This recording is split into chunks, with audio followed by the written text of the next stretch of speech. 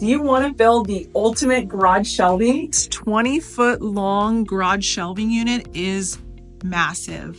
We gained more vertical storage by using metal to support the shelves. It's screwed directly to studs in the wall, so it's extremely sturdy and durable. We're able to customize the heights of the shelves so they fit around the electrical boxes and perfect for our storage needs. We went 8 feet tall with 4 shelves. You can add more shelves easily. With the 24-inch deep shelves can be used as workbenches. It took us 4 hours to go from raw materials to a fully assembled unit. The shelving system is huge, it's strong, it's sturdy, it's locked into the walls, it's a forever piece. We're so excited to be able to share these plans because we know this is a good product. So here's how we did it. The first step is to build the support ladders. So we'll use 2x4s at 8 feet for the legs and then these at 24 inches for the rungs of the ladders.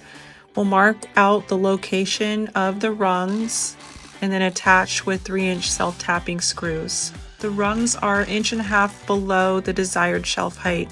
Then we just position the ladders along the wall so that they would hit a stud with an overall span of 20 feet to match our metal angle. These get screwed to studs in the wall to prevent forward tipping and add structure. We used 1 inch by 1 inch by 1/8 inch metal angle in 20-foot lengths. We did have to trim a few of the metal angle pieces down to 20 feet using a metal blade on a circular saw. Then we pre-drilled holes in the metal angle and used these metal screws for attaching the angle to the 2x4s.